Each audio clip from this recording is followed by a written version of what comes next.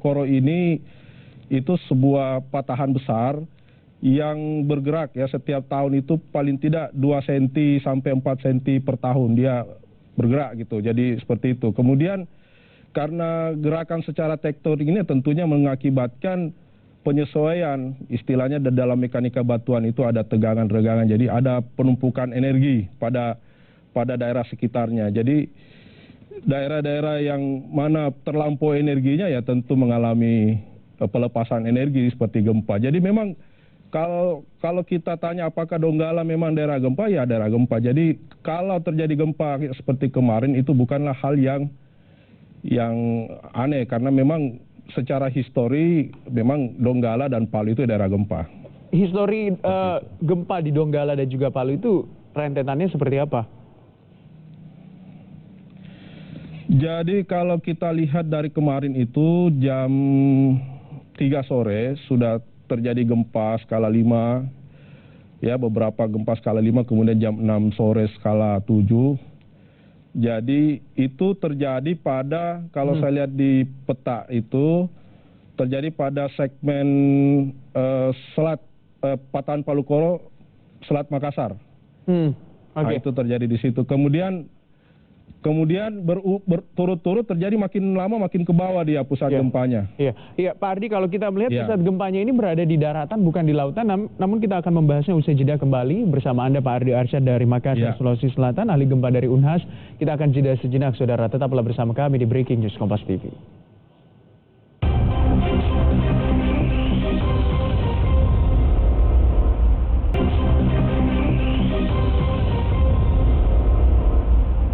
Kembali di Breaking News Kompas TV, saudara. Saya akan melanjutkan perbincangan saya dengan Pak Ardi Arsyad selaku ahli gempa dari Universitas Hasanuddin yang telah bergabung bersama kami juga di studio Kompas TV Makassar.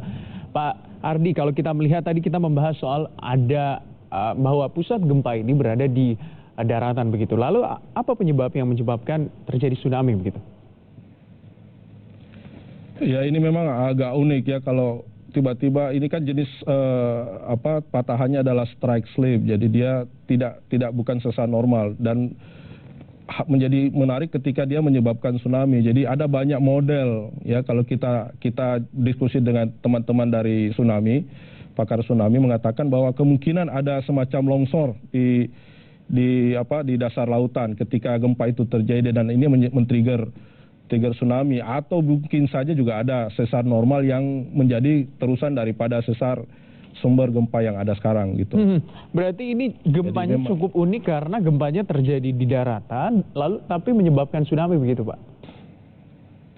Iya. Jadi kalau memang sih perlu ada kajian tersendiri gitu mengapa gempa jenis ini bisa menyebabkan tsunami. Cuma menjadi catatan di sini adalah gempa yang terjadi di Donggala kemarin itu kan skalanya besar ya, 7,7.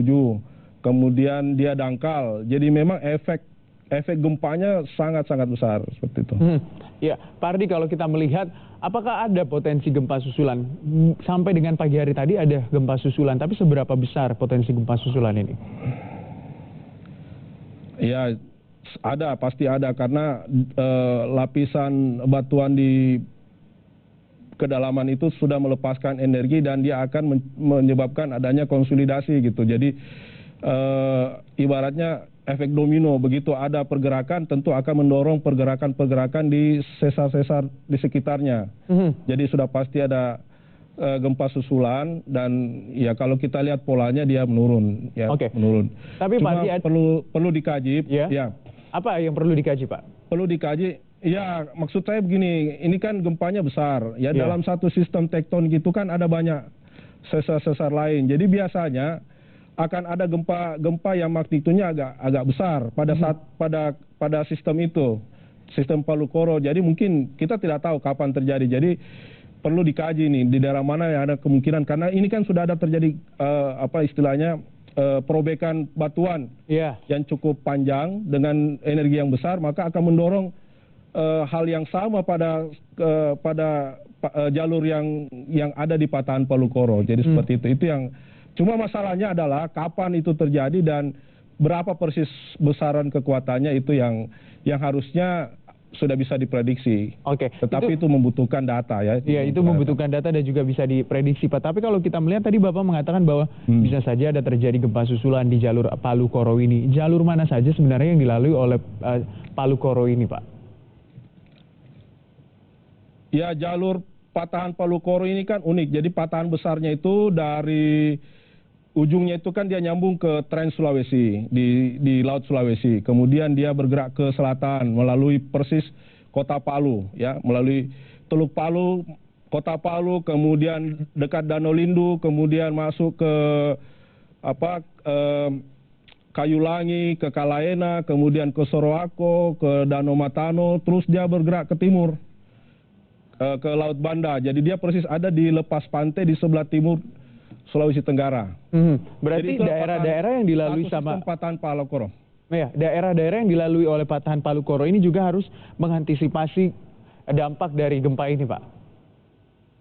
Ya, artinya ini menjadi bahan bagi kita peneliti, bagi akademisi, bagi praktisi gempa untuk meneliti kembali gitu efek daripada gempa besar 7,7 ini bagi sesar-sesar lain yang ada di sekitar itu atau juga sesar-sesar kecil yang belum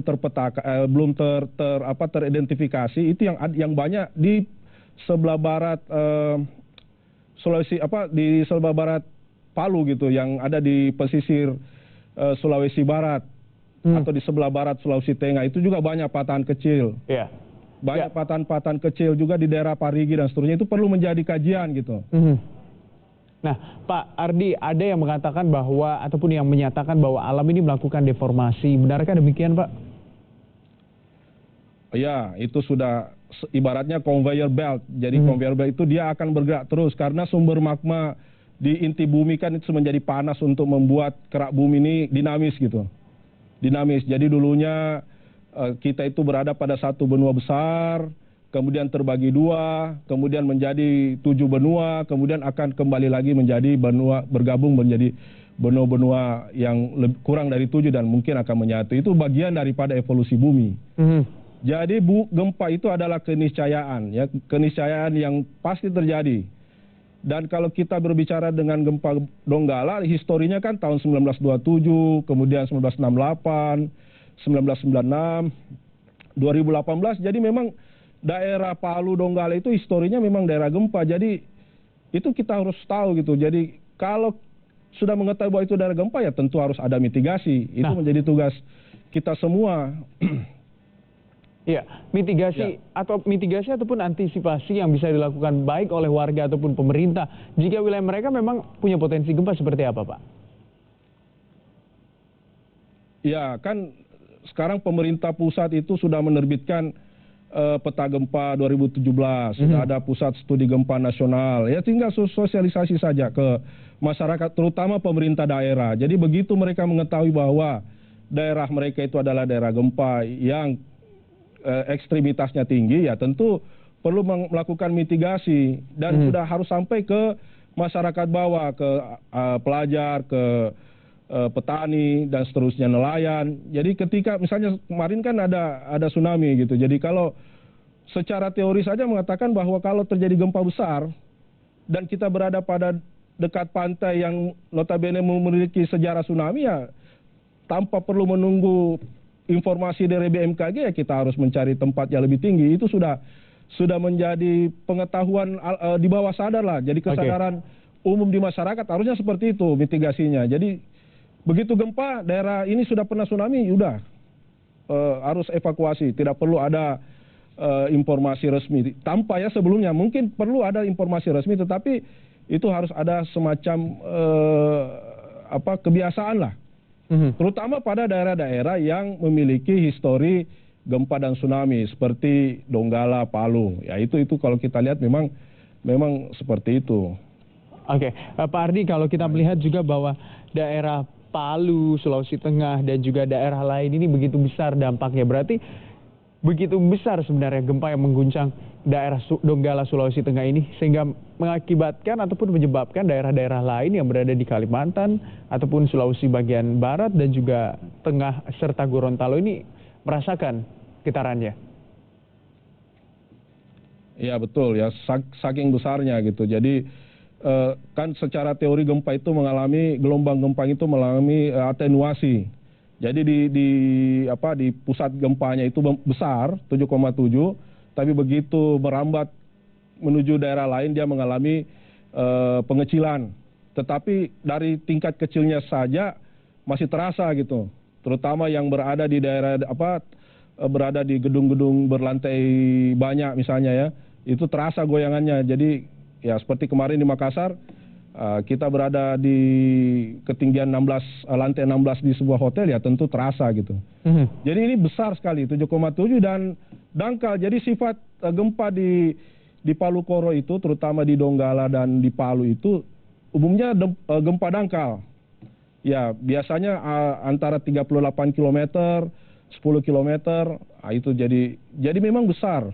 Besar. Jadi kalau kita lihat ukurannya ya besar. Dalam sistem MMI mungkin itu termasuk besar. Oke, Pak Ardiarsyad, kita tahan dulu perbincangan kita di pagi hari ini. Kita masih akan kembali berbincang, namun usai jeda, dan juga kita akan mengupdate bagaimana situasi di Donggala dan juga Palu, Sulawesi Tengah, serta melihat dan mengupdate informasi tentang jumlah korban yang berada di sana. Tetaplah bersama kami di Breaking News Kompas TV.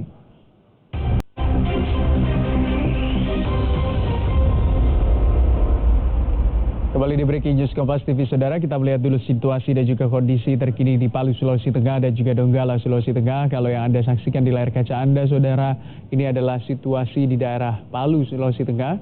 Di pagi hari ini, bagaimana para pasien ataupun para korban ini harus dirawat di pelataran rumah sakit ataupun di halaman dari rumah sakit karena para pasien ataupun korban yang menjadi korban dari gempa ini juga tentunya masih merasa ketakutan untuk masuk ke dalam bangunan-bangunan rumah sakit, dan juga ada beberapa laporan bahwa bangunan rumah sakit juga mengalami keretakan dan juga kerusakan.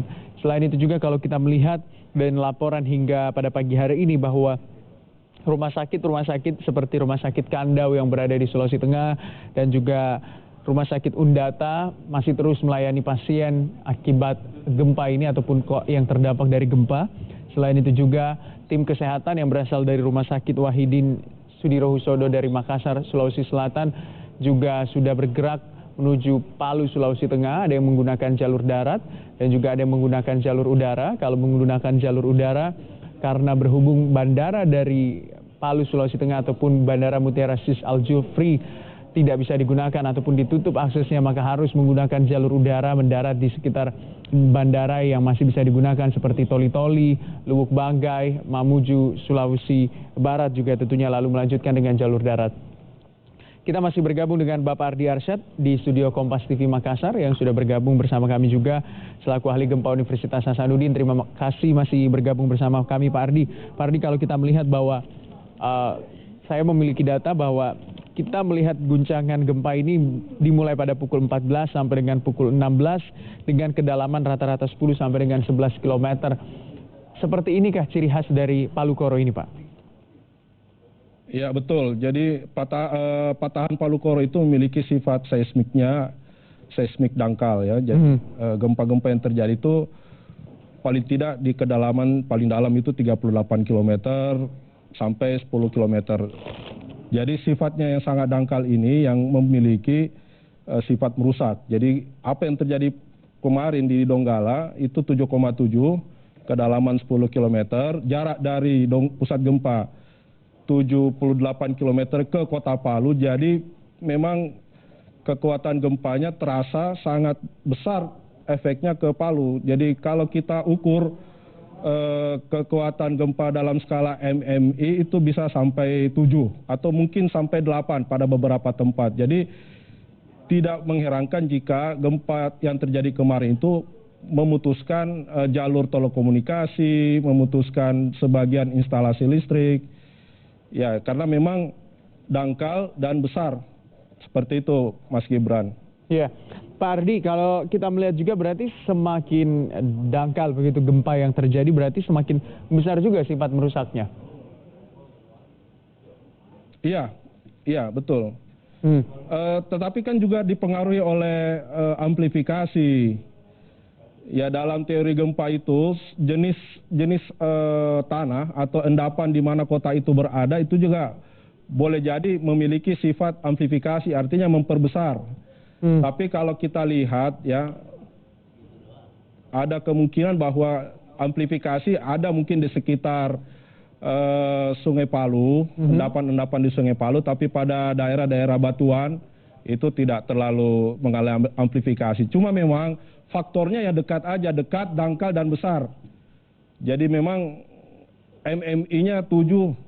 Jadi ya kita tentu simpati mendalam kepada warga Palu dan Donggala. Dan mudah-mudahan mereka bersabar untuk cobaan ini.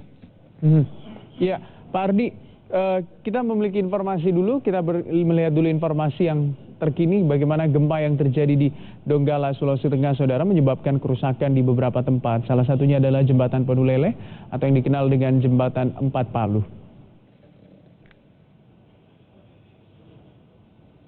Kita masih akan berbincang kembali dengan Pak Ardi Arsyad, Saudara, ahli gempa Universitas Hasanuddin. Terima kasih masih bergabung bersama kami. Pak Ardi, kalau kita melihat bahwa berbeda sebenarnya antara gempa Lombok dan juga gempa yang di Donggala, Sulawesi Tengah ini. Tapi kalau kita melihat juga rentetan dari gempa ini, mulai dari pukul 14 siang sampai dengan 16, sampai ada gempa susulan lagi. Tapi yang terbesar itu pukul 17.02.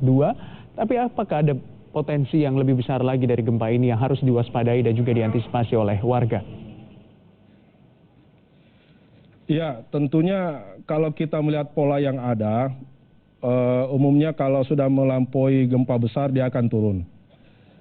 Berbeda dengan gempa Lombok. Jadi ada gempa besar, kemudian ada lagi gempa lebih besar lagi, karena gempa Lombok itu sesarnya itu belum semua terpetakan. Jadi ada yang baru saja diketahui begitu dia goyang. Tetapi pada kasus gempa Donggala ini semua sesar-sesar yang besar maupun yang kecil itu sudah terpetakan. Hanya saja pengukuran geodinamikanya belum banyak gitu. Jadi kalau kita mau berbicara kira-kira setelah ini di mana lagi gempa, itu agak sulit karena kita tidak mengukur pergeseran-pergeseran patahan dengan geodetik. Ya mungkin hanya di sekitar Palu Koro, tetapi di sepanjang jalur patahan Palu Koro itu belum kita ukur. Kemudian sesar-sesar minor yang di daerah Sulawesi Tengah, Sulawesi Barat juga belum banyak diukur. Kemudian di daerah Parigi ke Poso juga belum. Jadi memang tugas besar karena Sulawesi ini sangat unik, sangat kompleks. Sistem tektoniknya sangat-sangat berbeda dibanding pulau-pulau lain di Indonesia. Sulawesi itu evolusinya, pembentukan kepulauannya berbeda. Jadi memang tugas besar kita bagi akademisi, bagi praktisi, bagi pemerintah, seluruh stakeholder kegempaan untuk lebih fokus ke kasus ini. Jadi ini juga menjadi mungkin momentum bagi kita untuk kembali melihat apa sih sebenarnya yang terjadi pada daerah kita secara struktur geologi. Seperti itu, Mas Gibran. Ya, Pak Ardi, terima kasih sudah bergabung bersama kami. Pak Ardi Arsyad, ahli gempa dari Universitas Hasanuddin. Terima kasih untuk informasi dan juga pencerahannya di pagi hari ini.